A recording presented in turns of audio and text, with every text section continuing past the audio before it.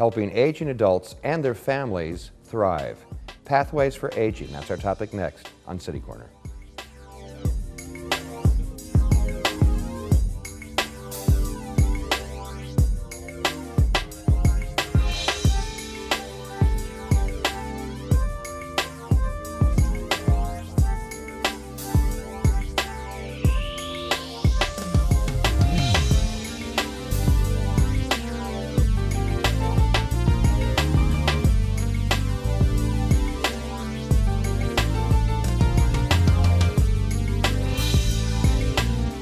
I'm Steve Potter, and welcome to City Corner.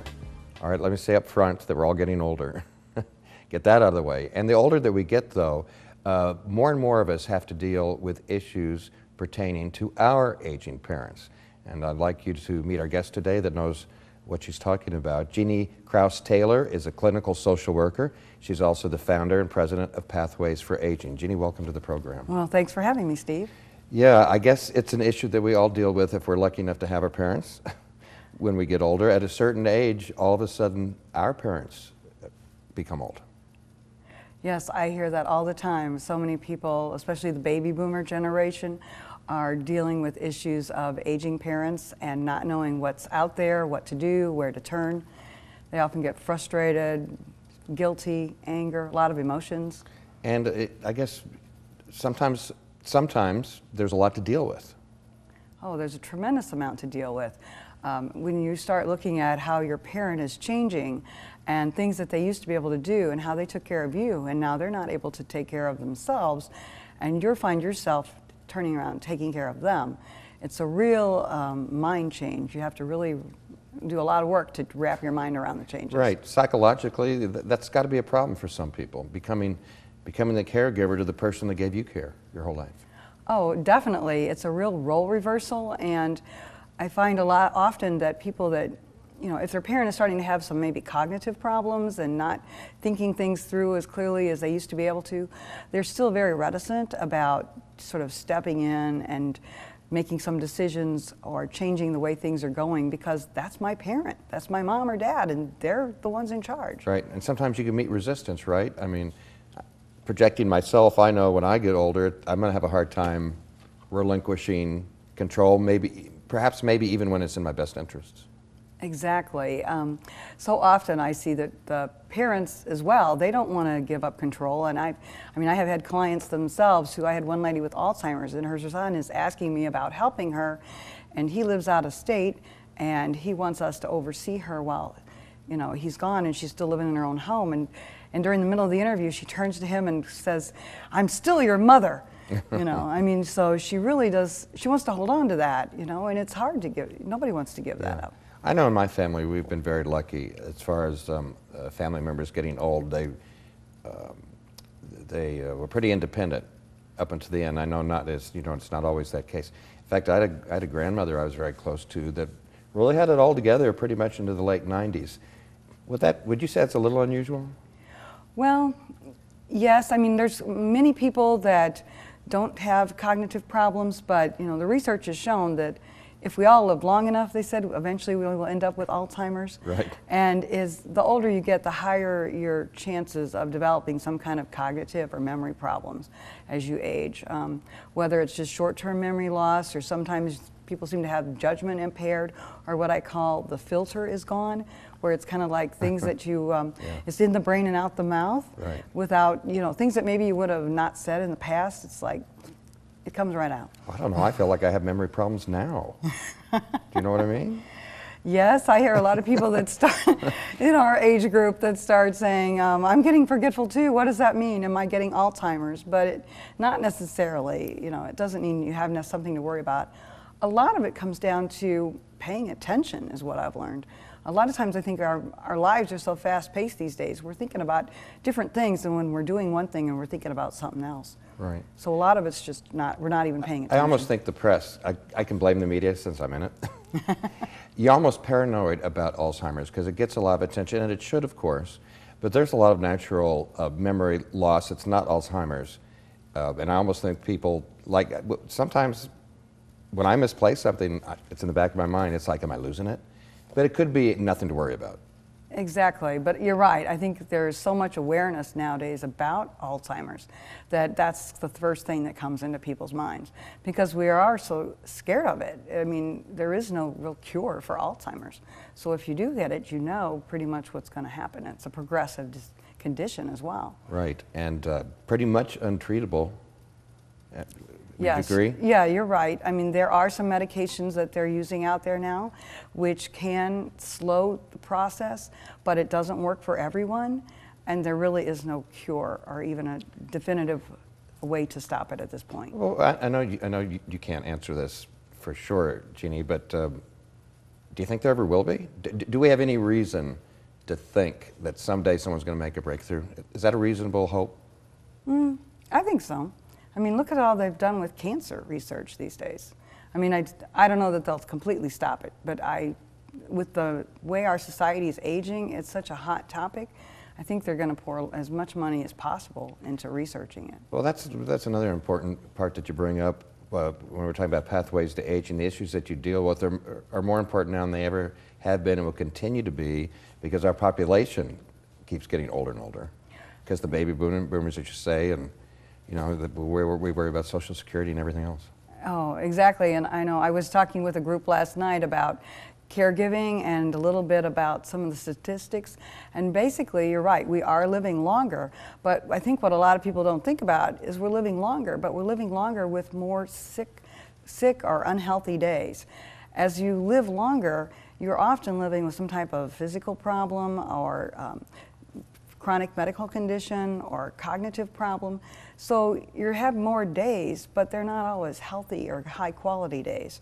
So you're living longer, but the percentage of days that you're actually healthy has actually kind of gone down. My grandmother used to have a saying that, you know, and she lived to be almost 103, so she knew what she was talking about. She'd say, growing old is not for the weak. And those are really wise words. Yeah, I've heard several people say growing old is not for sissies, and I think that Betty Davis said that, and my mother quotes that to me regularly. Yeah. Well, speaking of aging parents, both your parents are still with you. Yes. So you're a trained clinical social worker, and so you've dealt with these issues with other people. When did you start living the things you were talking to other people about? Well, I would say, you know, my parents have been pretty independent and they're still living in their own home. And they really have managed pretty much on their own up until I'd say the end of March. So really it's this just year? This year, yes. My dad was still driving. I mean, they take care of their own home. They function independently. But on the end of March, my mother fell and then my father fell trying to get my mother up. And they both ended up with injuries. My dad ended up in the hospital. He's not able to drive right now. And yeah, that's my family. Yeah, go ahead and who are we looking at there? Well, that's my mother and I, my dad and my sister. And that was at a Thanksgiving back when they were doing a little bit better. Is it just the two siblings? Yes, just my sister and I. Mm-hmm. Yeah. Well, have you found with your background that you're I'm guessing you're going to say no. With your background, that you were better mentally ready to equip with issues with your parents, or maybe were you surprised that, oh my gosh, they're my parents. It's not, you know, it's not textbook anymore.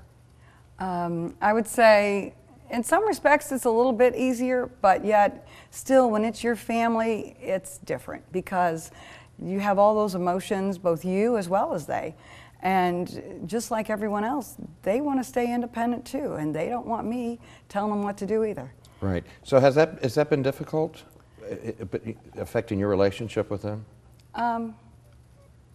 No, not yet. But I think if it gets to the point where I think that they seriously are, their safety's in jeopardy if they continue to stay on their own. I don't think that's a problem at this point, but if it does, and if they refuse to leave, then I think it could start having some So your mom fell in March, and then your dad fell trying to help her. You know, you hear these horror stories sometimes that an elderly person can fall, and if no one's checking on them, they can lie there for days. I trust that didn't happen with your parents.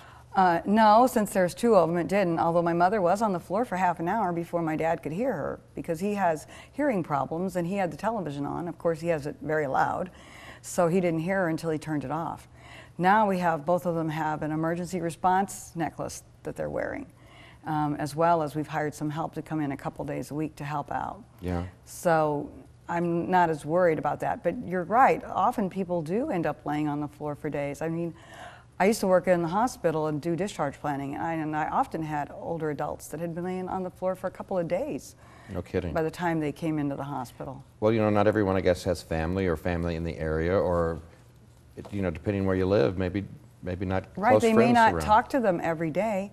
And in one case, I had a situation where the lady was on the floor, but her husband was sitting in the chair, and he told the family they were fine because they didn't want anyone to know what had happened.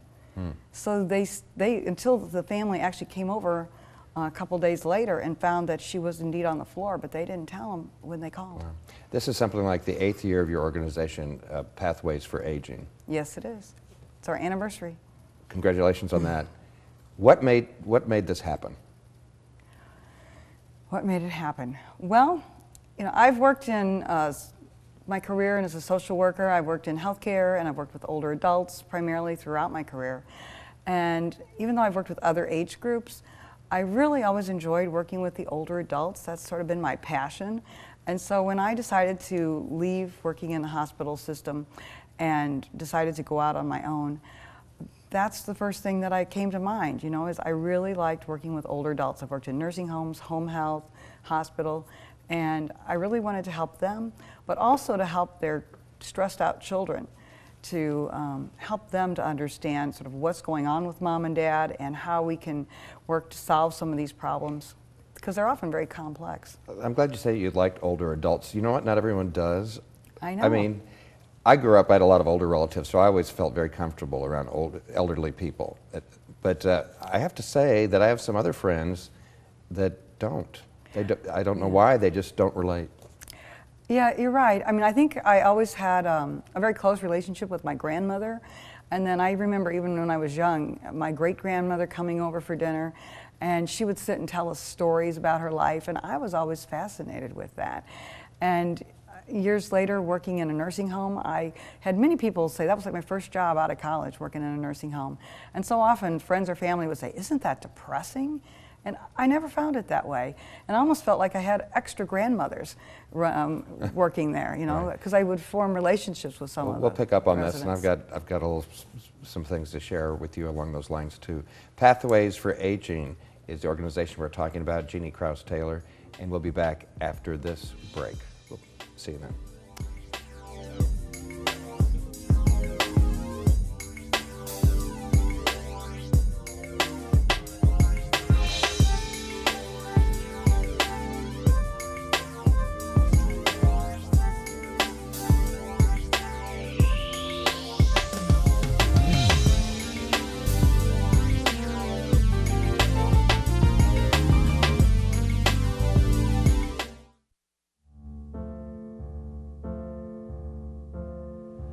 There's a monster in my bathtub.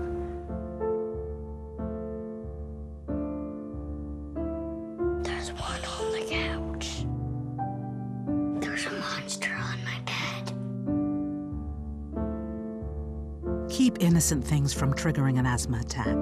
Please make the monsters go away. Learn how to stop their asthma attacks at noattacks.org. Traditional light bulbs actually generate 9 times more heat than light. Let's switch to Energy Star light bulbs and stop burning through cash. Saving energy saves you money. Packers, Vikings, Red State, Blue State. We come from different places. Uptown. But when we live united, we create real lasting change in the education, income, and health of our country. Real change won't happen without you. So give, advocate, volunteer, Live United. Sign up at liveunited.org. When tragedy struck Indonesia and Haiti, the world responded. The famine, war, and drought affecting the Horn of Africa right now is larger than both these crises combined, and the world should be paying attention. Text a donation of $10, but do more than donate. Forward the facts to everyone you know. Forward from our site, forward on Facebook, and forward on Twitter. We are the relief.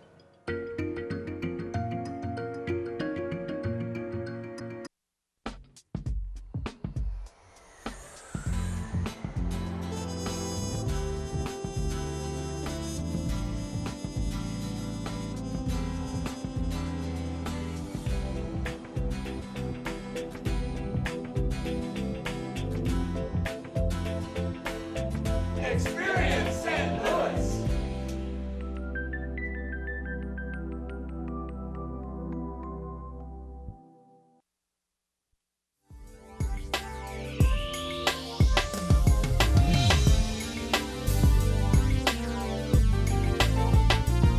I'm Steve Potter, and welcome back to City Corner. Jeannie Krause-Taylor is our guest today. She's the president and founder of Pathways for Aging. As we said before, Jeannie, you have a background as a licensed clinical social worker. Yes. Which really means what? It could be a lot of things, right? Yeah, well, it means that I have a master's in social work and I am licensed by the state of Missouri. So at some point, you decided there was a need for an organization like Pathways to Aging. So could you give us an overview of the kind of things that you do? Well, Pathways for Aging is a practice of basically, I'd say right now I have about 16 staff members that work with me. And some of them are full-time, some are part-time. All but one are licensed clinical social workers, and we have one gerontologist on staff as well. And we work with older adults and their families, and we offer a couple different services.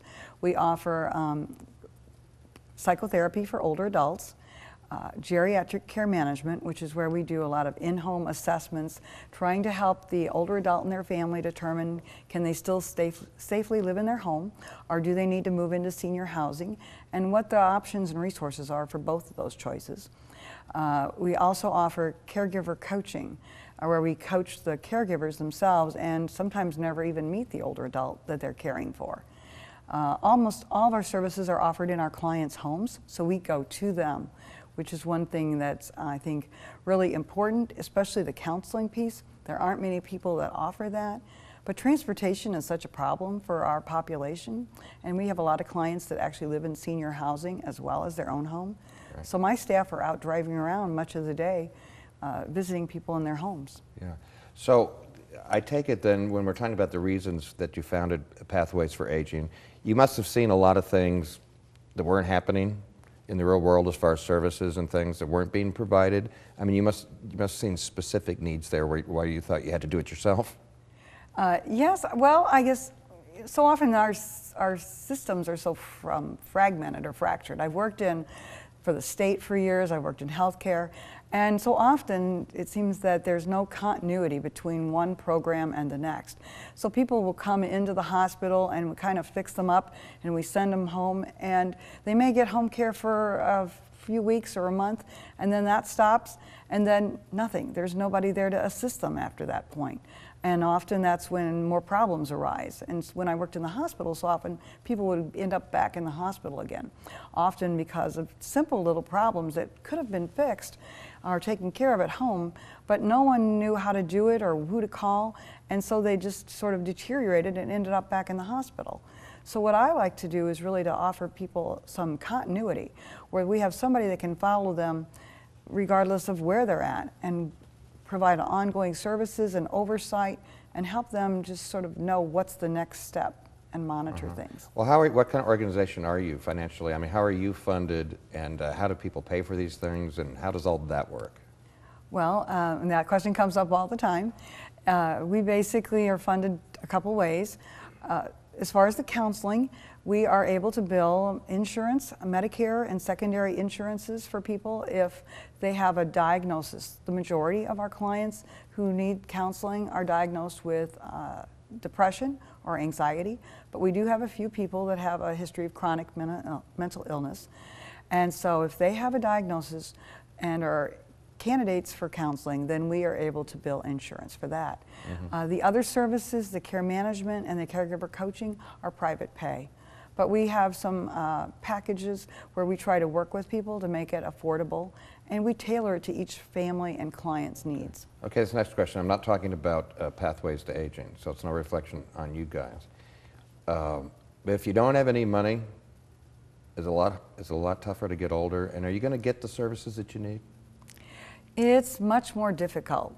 Of course, money doesn't solve everything, but it makes a lot of things easier. Yeah. And so you do have a lot more options when you're able to pay for services. But there are some services out there for people that are indigent. And so through the state, Missouri Medicaid pays for services, for in-home services for people through the State Division of Health and Senior Services.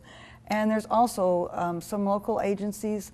The St. Louis Area Agency on Aging offers some case management for city residents that's free.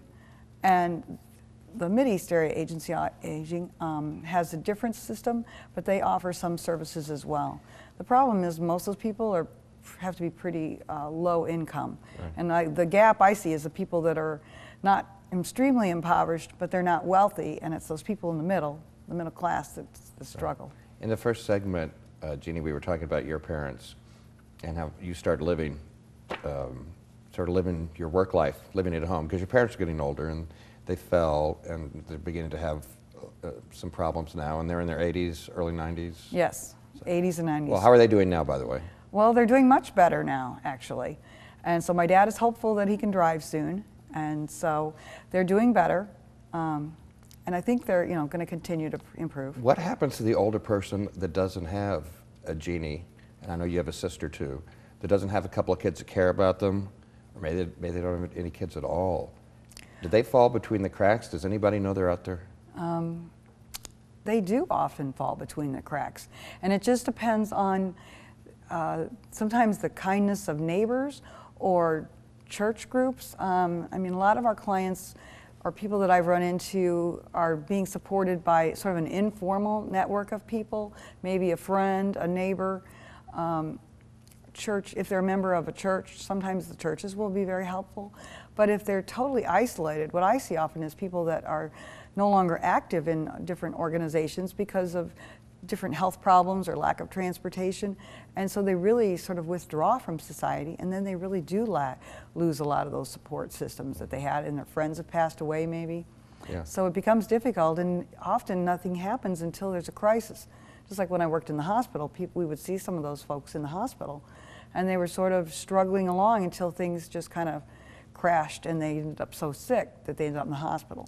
Then the hospital social worker, care management people would sort of kick in and try and connect them with some resources when they were discharged. Mm-hmm. But still, it's a very fragile system. Yeah. In the first segment of the show, you said that you sort of got into this because you liked older people always, and you felt a good, relationship with them, and that's sort of why you pursued this. That's kind of why I identify with this too. I told you I've really close to some old relatives and elderly relatives. When I was in my early 30s, I was looking for a new job, and so I moved back to St. Louis, and I ended up moving in with my 95-year-old grandmother.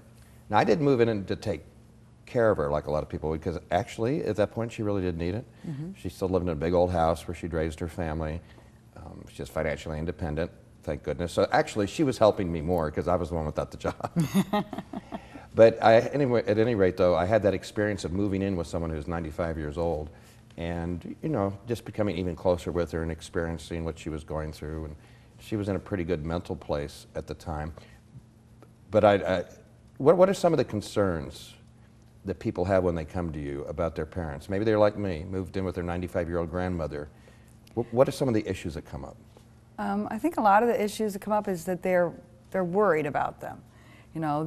They care about them, and they're worried about their safety. They're worried about whether or not this person is going to be able to continue to live in their own home. They're worried about if they do have to make a change, how they're going to deal with that, how their parents going to react to them, whether or not they're going to have the resources, what's out there. There's just a lot of fear. Yeah. I remember talking to my mother a lot, my grandmother's daughter, who lived out of state, so she wasn't here. And when I first moved in with my grandmother, tell me this crazy, I used to get up every morning afraid that I might find her passed away, only because she was 95 and I wasn't used to it. So it was always up. Now, after a couple of months, I realized that's not going to happen. But we go through things like that ourselves, don't we? Yes, and I think, when we do know, though, that when somebody's 95, we don't know how much more time that they've got. And I think, what I try to talk to people about is we want you to be able to make the most of whatever time you have left. And that's one of the things that we try to help families do, is that when they are doing caregiving, that if they bring in some help. A lot of times I tell people it takes a village to do this, and to not try to do it all by yourself. It can be overwhelming. Well, exactly, and I end up seeing caregivers that are in our office, and they're so super stressed out, and they're tearful and feeling guilty or angry, and they're so caught up in the tasks of caregiving that they don't really end up having time to still have a relationship, like being a daughter or a son. Right. Yeah, I'm glad you bring that up, because I know you counsel a lot of people who are the elderly, but now you're more and more are helping to counsel the caregivers, because you're finding that, boy, they have their own set of issues. Oh, exactly. And they don't just come into this, pristine. I mean, we've had caregivers that themselves have, they maybe have lost their job, or they've had substance abuse problems themselves. I mean, they're dealing with problems with their children.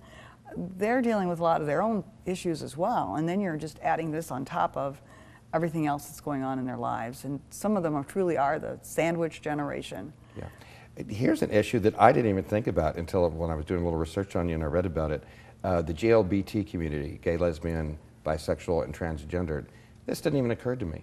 But you're working in that community with issues that they specifically have. Yes, I work with an organization called SAGE, which is a not-for-profit that focuses on the issues and concerns of aging LGBT folks. And they have developed a sort of directory or resource list of organizations that are what they call gay-friendly. And so Pathways for Aging is one of those organizations.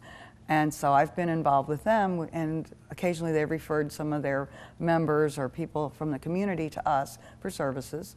And I've also been involved in being on some panels and things for different groups. But the whole point of that is, if you might be a gay parent and you're getting older, and you might not be comfortable in a nursing home that's not sensitive to... Well, exactly, and that's what they're learning. There was a film that was shown just a couple months ago by SAGE called Gen Silent, and it was about older LGBT folks that were basically who'd been out, but were going back into the closet because they were very fearful of what the caregivers or caretakers in these different senior housing communities, as well as people coming into their home, how they might react to them. And they are very vulnerable at this stage. They're often very fragile health. Something to think about. Pathways for Aging is the organization.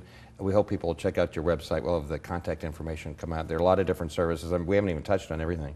But if you love an older person, there's probably some kind of service that you guys can provide. Well, if we can't provide it, we know where to send you. Well, Jeannie Krause-Taylor, thanks so much for what you do, and we love our older citizens, so thanks for helping to look out for them. Well, thanks for having me. You bet.